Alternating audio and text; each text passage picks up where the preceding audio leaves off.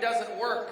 And so they've hired for themselves governors that understand that it is free enterprise and limited government that shows the way forward for our country.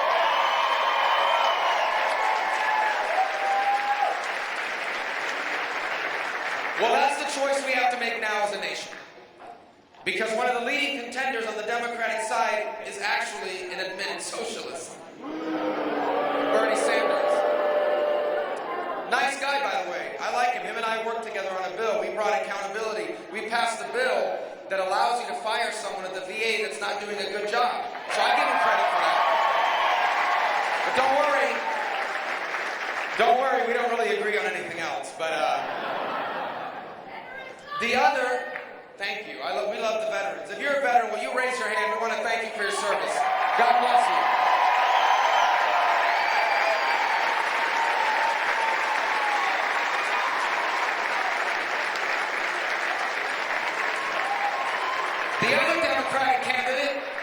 The other Democratic candidate is named Hillary Clinton.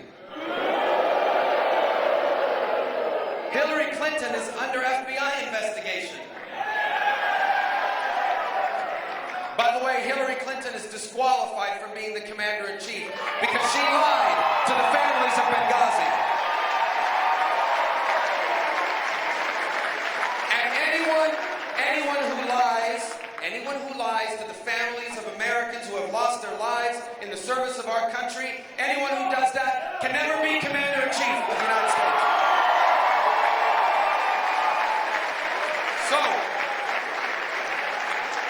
So we have to win. We cannot lose this election. And by the way, guess what? In November, this election is going to come down to... So we have to nominate someone that can win. Now usually... Well, I know, that's what I'm here to tell you. Now usually when they come to us and say that, they say, listen, we got to settle for someone that's not that conservative, someone that's a lot more like the Democrats. They give us the best chance to win. That's what they told us. Actually, that's what they told me in 2010. In 2010, the leading contender for the Republican nomination for the Senate was an individual who was the Republican governor of the state at the time, and his name was Charlie Crist. And I said, listen, he's not a Republican. I mean, he's registered as one, but he's not a Republican. And he's most certainly not a conservative. And the entire Republican, you remember this well, the entire Republican establishment in Washington was against us. And we were deep underdogs, dozens of points down. And we didn't know how we were going to raise the money, and everyone was saying, you need to get out, you can't beat him, run for something else. And we stayed in, and we beat him, and we won that election. Because of you.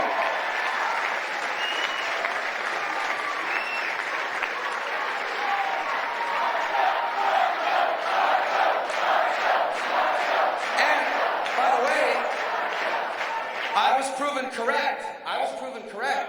Charlie Crist, before that race was even over, switched to independent to run, remember? And then 2 years later, he became a Democrat to run, remember? Now he became a vegetarian. He keeps switching. I don't want to lose the vegetarian vote. I don't have anything against it. I have nothing against vegetarians. I don't get it myself. I don't get it, but I have nothing against it, all right? I love vegetarians. They're great people. All right. And, oh, by the way, one of the biggest contributors to Charlie Crist in 2010 happens to be someone I'm running against president now. You can only guess who that is. Donald Trump, yeah. So, we don't have to nominate. We can nominate a conservative that can win. We can nominate a conservative. We don't have to. And I know that if I'm our nominee, I will unite this party. This party is fractured right now. And this party will be even deeply fractured if we nominate someone that 30% of the people in the party don't like or don't want. We've got to nominate someone that can unite our party, but we also have to nominate someone that can grow it. That can take our conservative message. And I know that I can grow this party. As your nominee, I know that I can take our message to people that don't normally vote for us now. And I've proven it. Because last night on the island of Puerto Rico, I took 70% of the vote.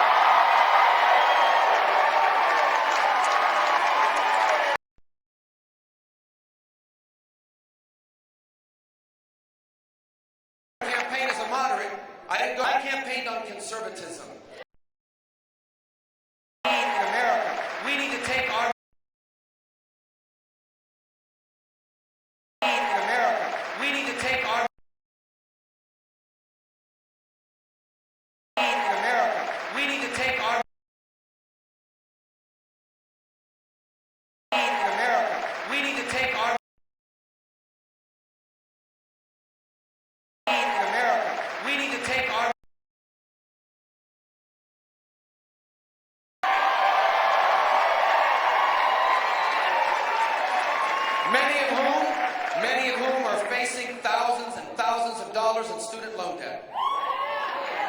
I know all about that because just a few years ago, I still had thousands and thousands of dollars of student loan debt. The only way I was ever going to be able to pay it off is I was able to write a book. It's called An American Son. It's available on paperback. I've never met her, but I paid Sally Mae a lot of money. It's crushing people, and that's why I'm the only one running on the Republican side that has a real agenda to deal with student loan debt, to prevent it, and to deal with the people who have it now.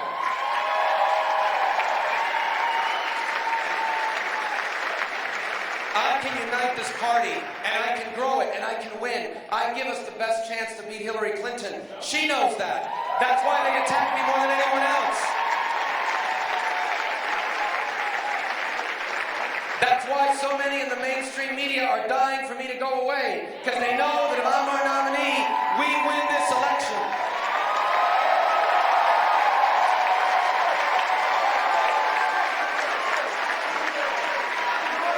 But my friends, we're not going away because I know she doesn't want to run against me, but I cannot wait to run against Hillary Clinton. And then we'll have a chance to turn this country around. When I'm President of the United States, do you realize for the first time in 8 years, we will have a president that follows the Constitution of the United States of America?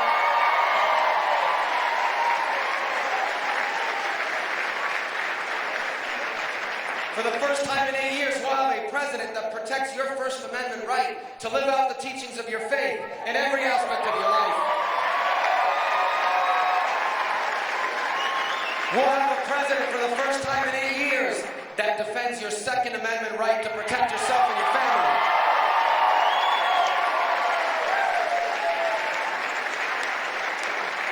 We'll have a president for the first time in 8 years that understands that if there's going to be a government solution, it's not going to come from Washington, it's going to come from the state level. I know that, having served in the Florida legislature for 8 years, 2 of them as speaker, and we dealt with the school curriculum in the state without Common Core of the federal government.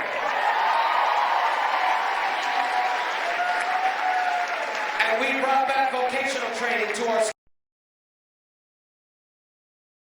schools because we need more welders and plumbers and electricians and pipe fitters. And we cut property taxes, and we balanced our budget, and we shrank government at the state level. For the first time in 8 years, you will have a president that follows the 10th Amendment and returns power to the states and takes power out of Washington. You will know this because on my first day in office, I will prove to everyone I'm going to follow the Constitution. Because after I take the oath of office, I am going straight to the Oval Office, and I am going to repeal every single one of Barack Obama's unconstitutional executive orders.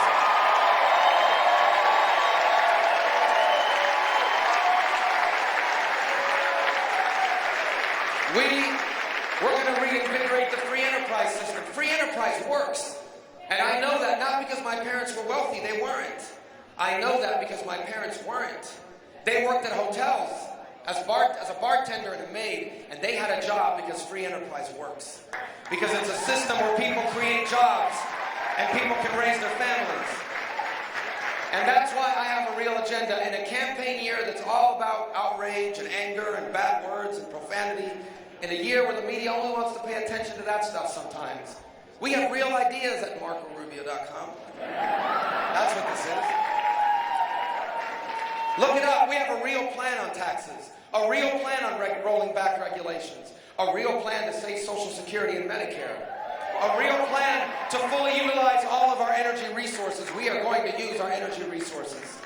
We have a real plan to deal with Obamacare, and it's a lot more than just the lines around the states. It's a real plan to repeal and replace Obamacare once and for all.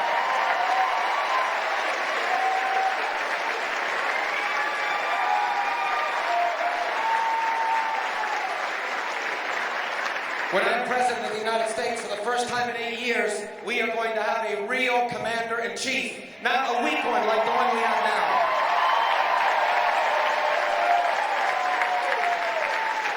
Look how dangerous the world has become. The world has become incredibly dangerous. You have a sociopath lunatic in North Korea with nuclear weapons. The Chinese are rapidly building up their military and taking over the South China Sea. You have Vladimir Putin sowing instability in the Middle East and in Europe. Iran is going to get $100 billion of sanctions relief because of Obama's deal with Iran. And radical jihadists are spreading all over the world. ISIS has affiliates in over a dozen countries. And in the midst of all this danger, they're gutting our military. You know that here in this region. They're gutting the military. Our army will soon be the smallest it's been since the end of World War II. The Navy will soon be the smallest it's been in 100 years. Our Air Force is going to be the smallest it has ever been. And here's what doesn't make any sense. There's actually a Republican running for president that has voted to cut it even more. We're not cutting the military when I'm president. We're going to undertake a Reagan-style rebuilding of the U.S. military.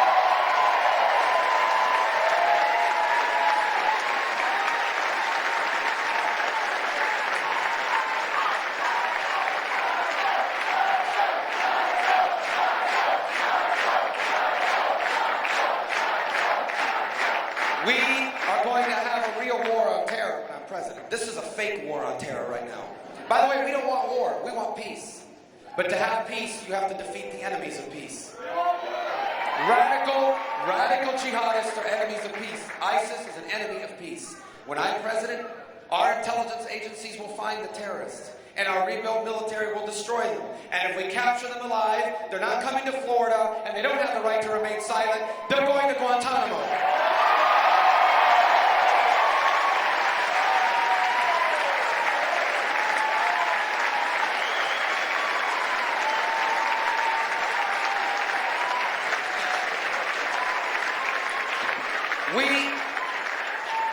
We are going to be good to our allies. We're going to be loyal to our allies. This president has betrayed our allies none more so than the state of Israel. Israel is the only pro-American free enterprise democracy in the Middle East, and Barack Obama treats Benjamin Netanyahu with less respect than what he gives the Ayatollah in Iran. That's going to change.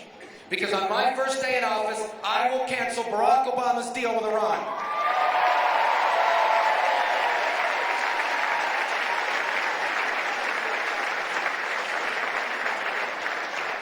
And when I'm president of the United States, we are going to take care of our veterans again.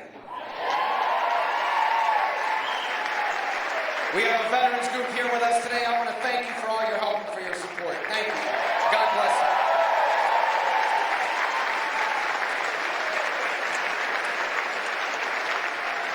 He's not here today. He lives in Jacksonville. He's not here today, but my brother's a veteran. He served in the U.S. Army as the 7th Special Forces Green Beret from 1968 to 1971. One day on a training mission, he jumped out of an airplane with a parachute, of course, and he landed wrong and he knocked out his front teeth. And so every few years he has to go to the VA to get it claimed. And it's a nightmare. They ask him, "Oh, prove to us this happened in the Army." And he says, "Well, it's the only time I jumped out of a plane." There are good people at the VA. If you've interacted with the VA, you know that there are good people there. Maybe you work at the VA. We thank you. There are a lot of veterans that work at the VA. We thank them. But there are people that are not doing a good job at the VA. And if you're a veteran, you know that. The other day, USA Today had a headline that said, "Calls to the VA suicide hotline went to voicemail." Well, that's bad enough, except that about 3 days ago, the news was that one of the calls that went to voicemail happened to be from a young man who took his life because no one called him back. This is an outrage. People need to be held accountable for that. When I'm president of the United States, we will reward and thank the people that are doing a good job at the VA. But if you are not doing a good job at the VA, when I'm president, you will be fired from your job at the VA.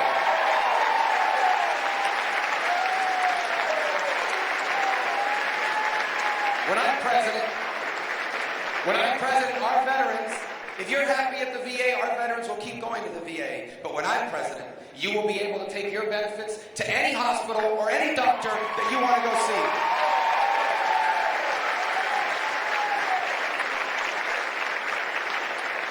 We have a lot of work to do. The last 8 years, under Barack Obama have done incredible damage to America. And it has left us at this moment. This election in 2016 is not just a choice between political parties. This election is a referendum on our identity as a nation and as a people. And we must now decide, what kind of country will America be in the 21st century? I know who we've been for over 2 centuries. We've been a special country, unique in the history of all nations. Not just special because we have a big economy, not just special because we have a powerful military, but special because it is a place where anyone from anywhere can achieve anything. My parents, many of you know the story already, but my parents weren't born here. They were born on the island of Cuba, and they came in 1956 with nothing. They barely spoke English at the time. The first words my father learned in English were, "I'm looking for a job." They had no education, no money, they didn't know anyone, and they struggled. Their first years in America were very, very difficult. A few years ago, as I was preparing to write my book, my mother admitted to me that their first years here in America, they were discouraged. They were underdogs. They didn't know they were going to be able to get ahead. They wondered if they had made a mistake. But they didn't give up. They persevered. They fought on. And let me tell you, less than 10 years after they fought through all that, less than 10 years after they came here with nothing, my dad was just a bartender on Miami Beach. And my parents bought their first home in a safe and stable neighborhood.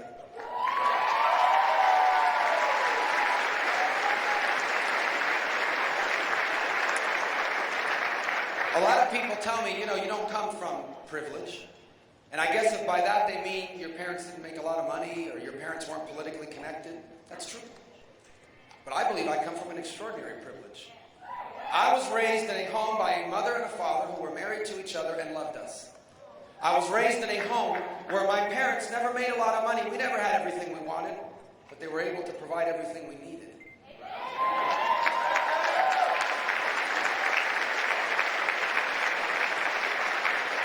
And I come from extraordinary privilege because I was born a citizen of the one place on earth where even the son of a bartender and a maid can run for president.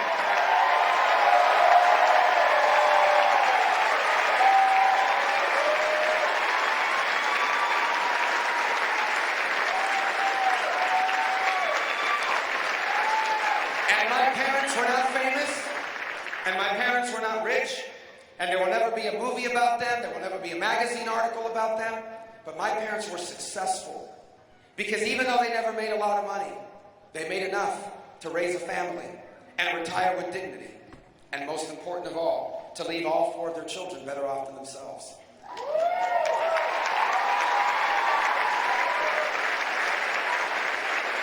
What my parents achieved as a name, it's called the American dream. And it's not just my story, it's our story. Especially in Florida. Especially here. Where so many people, almost all of us here, are but a generation or 2 removed from a story not unlike mine.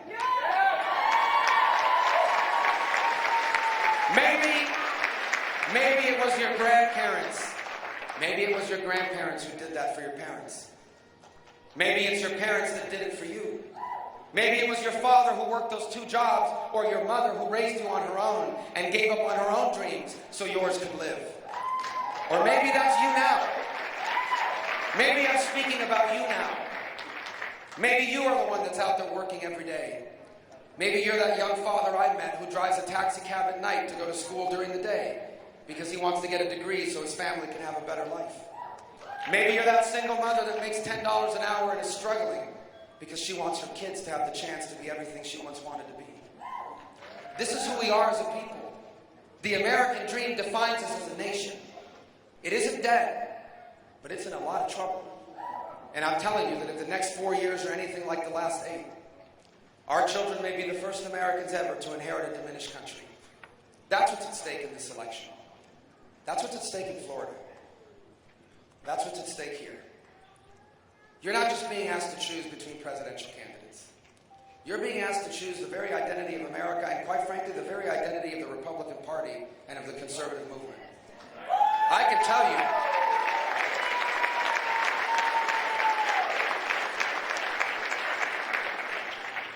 yesterday we got the news that Nancy Reagan had passed away, and we're very saddened by her loss. And one of the great privileges I had was in 2011, she personally invited me to speak at the Reagan Library. And we went out, Jeanette and I, we had dinner with her after the speech. It was an amazing experience. She told the story, by the way, that always kind of put me in a tough spot, because she said, Jeanette asked him, how was Mr. President like? And she goes, oh, Ronnie was phenomenal. You know, Ronnie, this is her talking, she said, he, every day on her birthday, on Nancy Reagan's birthday, Ronald Reagan would send her mother flowers thanking her for having Nancy.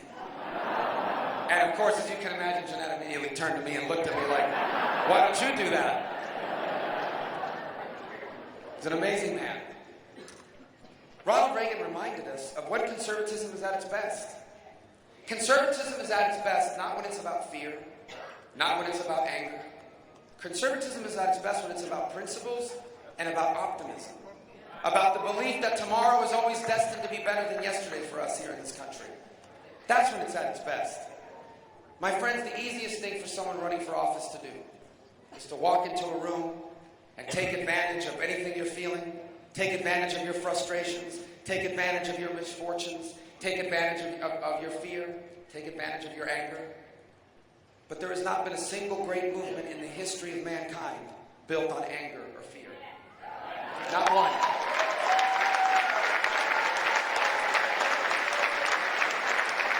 Instead, here's what I want to offer. A movement that is realistic. We face real challenges. This is not about pretending that everything is great. It isn't. But it's also a movement built on optimism, on what I know we can do as a nation if we do what needs to be done now. If we return to the principles that allowed us to be great. If we remember that the American dream and the greatness of America was not an accident. It didn't happen on its own. America's a special country because the people who were here before us, in each generation, they did what needed to be done. And now the time has come for this generation to do its part. And if you make me president, we will do our part.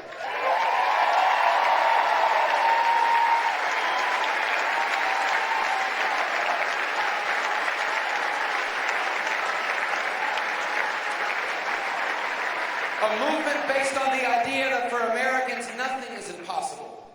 I'll never forget the story my grandfather, who was a huge influence on my life, used to tell me. My grandfather was born in 1899.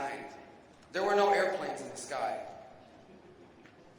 One night, in the summer of 1969, my grandfather sat in front of a television and watched a man step foot on the moon. And I'll never forget what he told me he said that night. He said, Americans can do anything. Americans can do anything. There is no problem before us we cannot solve. There is no challenge before us we cannot meet. But we must choose to do so. And we must choose to do so now in this election. And I'm here to ask you for your vote.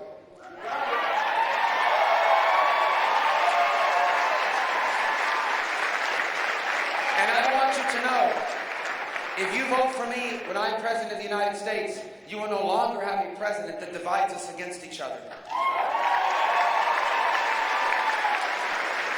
You will no longer have a president that asks you to be angry at another group of Americans so I can win an election.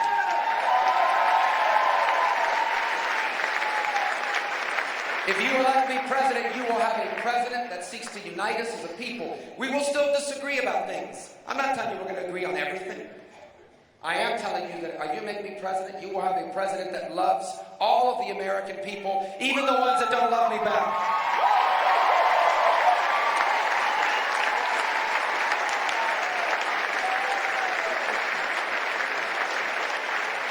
And you will have a president that spends every waking moment to keep your family safe and to confront the challenges we face and to embrace the opportunities we have.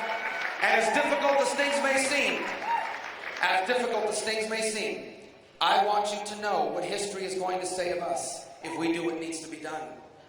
History will say that this generation of Americans lived in the early years of this new century in a very difficult time. The world was growing more dangerous. The economy was rapidly changing. The jobs that once sustained us, many of them were being replaced by machines or sent to other countries. Times were difficult. And it will say that after 8 years of Barack Obama and one crazy election, we almost got it wrong. We came this close to getting it wrong. We came this close to being the first Americans who left their children worse off than themselves. But then in 2016, we remembered who we were. In 2016, we remembered what America was. And we confronted our challenges, and we embraced our opportunities. And when our work was done, our children became the freest and the most prosperous Americans that ever lived.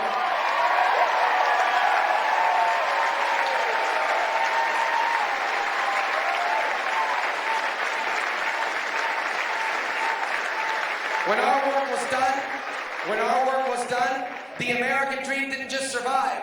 It reached more people and changed more lives than ever before. When our work was done, the 21st century was better than the 20th century. It became a new American century. This is what we have a chance to do together, but we have to do it now. A turning point is coming. A turning point awaits in this election and for this country, and it begins here in Florida a week from tomorrow. So